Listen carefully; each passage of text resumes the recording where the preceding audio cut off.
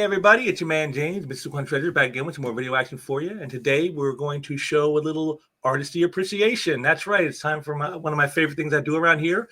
And if you don't know what artistry appreciation is, that's where I take a piece of comic art from my personal collection that I own or have owned, and I share it with you guys and tell you why I think it's so awesome, why I felt the need to possess it, and maybe to entice you to get some comic art collection of your own going. And so today's a huge one. This is going to be a huge get. This guy, this is a very artist. It's very popular, very well known. I mean, this is a man who helped define the Marvel house style in the 70s and into the 80s.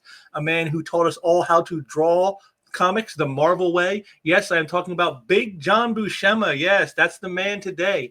Today we're going to look at some Big John art. So definitely a big day today.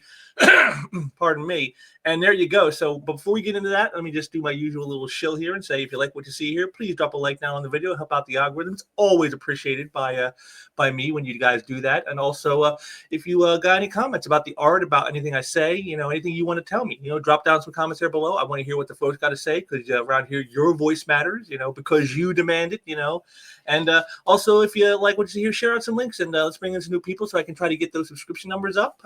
It's always the biggest goal around this place, is to get those numbers up. And if you haven't subscribed, make sure you yourself have, so you don't miss any of this content that I'm putting out on here. So with all that out of the way, let's get into our stuff here. Yeah, like I said, today it's Big John Buscema, probably one of the most well-known artists, in the history of comics, actually, when you come to think about it. And, just a man, a very prolific artist, done a lot of great work, worked on Spider-Man, worked on Cap, worked on the Avengers, worked on, Thor, worked on Conan, was there a Marvel character that didn't feel a touch of his pencils at one time or another? I'm not sure there was, but there may be. But, if they are, they're probably a very lesser-known character that no one really cared about. Any character of any note, I'm sure John Buscema has had his pencils on it. So today, we're going to look at something, for another one of his great pieces. But so let's get me off the screen here, because we don't need to see my mug. And then we'll go ahead and we'll share the art, as we always do.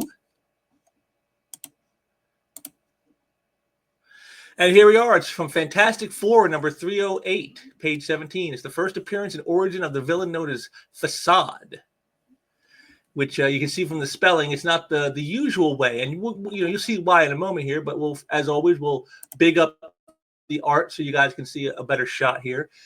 And you can see this is his origin, the origin of the character Facade, and what you can see right off the bat. Again, I've said this many times before.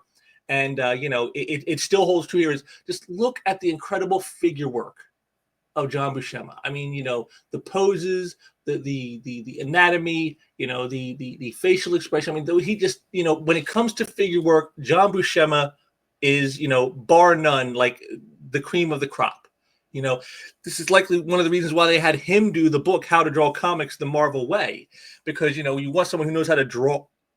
Pardon me again, draw figures and draw lots of, different shapes and sizes. And, you got the woman in the background here. You got the guy up here in the front with the microphone. You got all these people around me. This panel right here alone shows you the power of John Buscema, his figure work. But he also knows how to set a mood and a tone. Like you can see here in the third panel, it's a tiny figure, but like, look at the shadow. I mean, the looming image of menace and dread that brings, I mean, just again, this is something that only a skilled artist knows how to do. They know how to get those camera angles to work in their favor. And and then of course right here, our final panel, a great shot here again, more great figure work, great posing, and even get some of that classic Kirby crackle in there, John Buscema style. You gotta love that. Now on this page itself, on this book, it was listed as doing the breakdowns, which for those of you who don't know what that is, breakdowns is doing the pencils, but they're very loose. They're not like tight pencils. They're not like, really, super delineated. It's kind of like leaving it a little more open for the inker to come in and kind of tighten everything up, which is then known as finishes. And as you can see here, as you saw like down right here, the signature of Joe Sinnott. That's who the inker is here. We got Joe Sinnott doing finishes on top of Big John's breakdown pencils. And again, like I said, just a great scene of the character's origin. Getting you to know everything you need to know about him. Again, look at that face, that look right there. I mean, it's just, if that doesn't say, like evil and hate, I don't know what does. But this is what John Buscema did. He knew how to lay out a page. He had great figure work. He had great dynamics. He understood, the importance of, like I said, setting the tone of a page. And like I said, in just six simple panels, say that's 5 times real fast. He gets across exactly everything you need to know about this character. And again, I just, I've read stuff about Big John. I've heard people talk about him, and I've heard that, like, if he would have been allowed to just draw Conan, Thor, and Weird World, he'd have been as happy as a pig in slop. He was not a big fan of superheroes. That's kind of the funny thing about Big John. A lot of people don't know that, is he was not a fan of superheroes, and yet, as you can see here, he does them so well. That's the funny part about it, is he's not like an artist who, like, well, if he doesn't like something, he just draws like crap. No, he does some really great stuff here. And this is, again, just an excellent page, an excellent origin page. And, he doesn't let the fact that he's not a fan of the genre or the subject to get in the way of producing a great image and great work, and that's a sign of a true professional.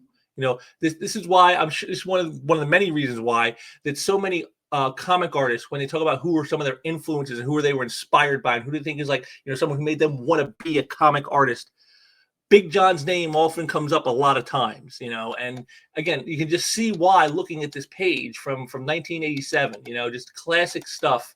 It's just, a beautiful, like I said, just it's almost timeless.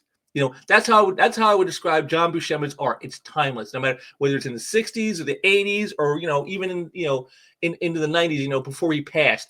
All of that.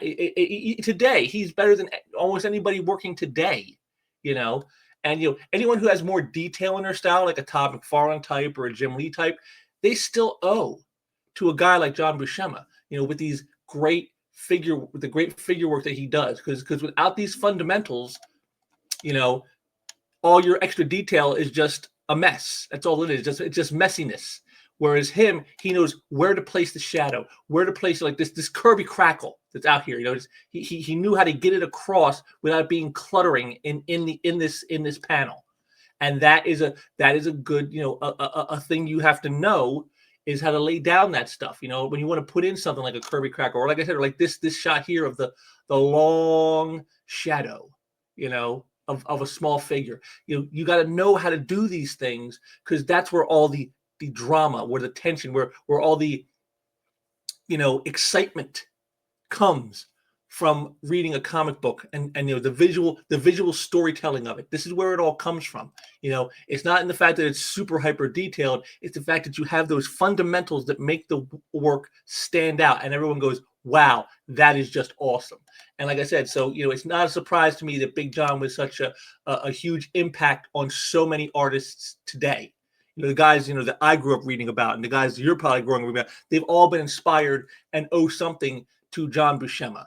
And we'll get here to our colored version, and you can see here again. This is how you can tell a good colorist, is they don't take anything away. Even with the color added on, you don't lose anything in Big John's, like, figure work. Like, again, let's look at this panel down here with the Kirby crackle. Nothing is lost in adding the color, and that's a sign of a really good colorist when they can do that, because not everyone can. Some colorists, they overpower, with their color, and it literally takes away from the art. I showed you that a little bit with earlier this year when I did my piece with Jason Metcalf. He had that great cover with all that super bits of detail and stuff like that. And then when you saw the color version, it kind of washed out and obscured some of the detail in Jason's work, because the colorist came in so heavy. You have to know where and when to lay that color down and how hard to do it. And if you don't, you're gonna take away from what the artist themselves is trying to probably elicit in the scene. And that's like I said, that's not the case here. This colorist did a great job on Big John stuff. And again, it's just one of the reasons why he's so beloved. Seen as one of the greatest of the greats. And of course we'll show our cover. Of course, this cover, of course, by Ron Friends. But there we are. It's just just a classic superhero stuff. Again, that Big John was not a fan of, but again, he did his work so well that that's the sign of a true professional, a guy who he doesn't have to like the material he's working on. to still give it the gravitas and the verve that you want in it. That's the great thing about this. I've always had a lot of admiration and respect for John Buscema. Of course, I know him best from his Avengers stuff. That's where I first saw his work. And even there, I could tell this guy was just something that wasn't just the usual thing. He was something a little more than that. He wasn't just your typical artist. He had something special about him. And like I said, now I like to think I've given you some insights into some of that today. Again, like I said, this panel right here, above all else, is the one that really gets me. Just that long shadow, the shadow of menace, the shadow of danger. I love that. Just a great example of visual storytelling that was, part and parcel what you expect of a professional artist like John Buscema. And his brother Sal is probably more known. He's probably even more prolific than Big John is. But pound for pound, I mean, you would be hard pressed to find anybody who would say that that John Buscema is not one of the greats. That he, again, his figure work to me is incomparable. There is nobody who does better figure work than John Buscema. Nobody before and nobody since. And that's kind of a great thing to have, a feather in his cap, to have that, feeling in not just my view, but I'm sure in a lot of people's views, a lot of artists' views, they would probably say the same thing. And, this is why, again, he's Big John Buscema, because, you can't, you don't get that moniker, by accident. So yeah, definitely some great stuff here. Fantastic Four 308, John Buscema breakdown pencils, Joe Sinnott finish inking, and again, just a great collaborative effort. And again, just showcases the power in John Buscema and what he was capable of with figures and with camera angles, all that stuff, and all the fundamentals are here. Exactly what you want in a book like this, in an artist on a book like this. So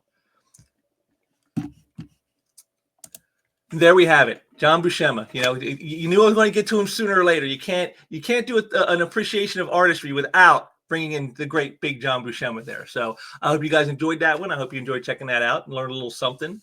I'll be back soon with some more stuff here. Like I said, I've got some stuff going on in the background. I've got some stuff that I'm working on, and I'll have that for you very soon.